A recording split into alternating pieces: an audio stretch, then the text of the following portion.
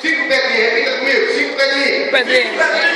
Aleluia. E quem se coloca de pé? Se coloca de pé, se coloca de pé. Prepara aí, irmão.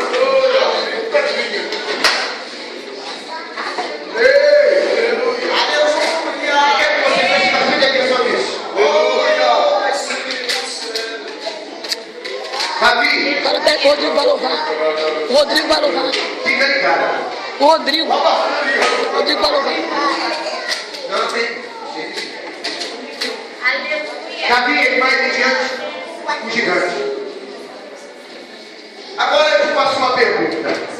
Humanamente, você olha para um gigante na sua vida, dificuldade. Um homem forte se afrontando.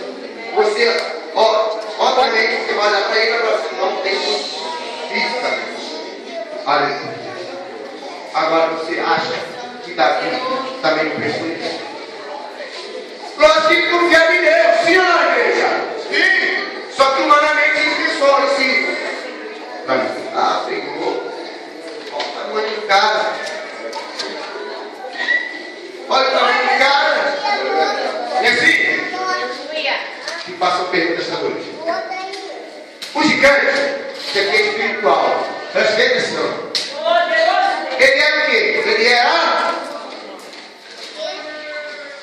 O que esse gigante era? Ele era grande, não é isso? Davi era pequenino. Alguém sabe dizer aqui quantos metros de gigante?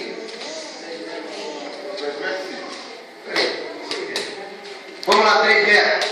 Alguém sabe dizer quantos metros Davi tinha?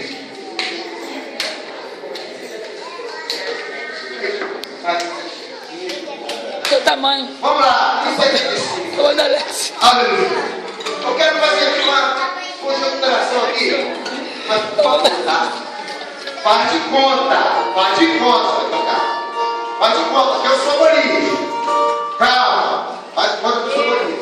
Eu falei da perna, sim? Quantas vezes ele pegou? Repita comigo, sim. Davi, ele acertou só na primeira, não é isso? Sobraram quantas? Não se preocupe não, que ainda vai sobrar munição para você. Não vai ser gigante. Glória a Deus.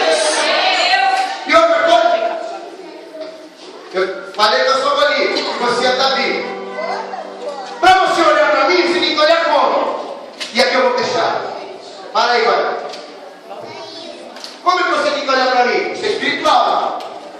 Se você ficar ligado aí, Deus vai movimentar. Se você ficar ligado. Como é que você tem que olhar para mim? Como que você olha para mim? Problema aí, lá para frente. Vá.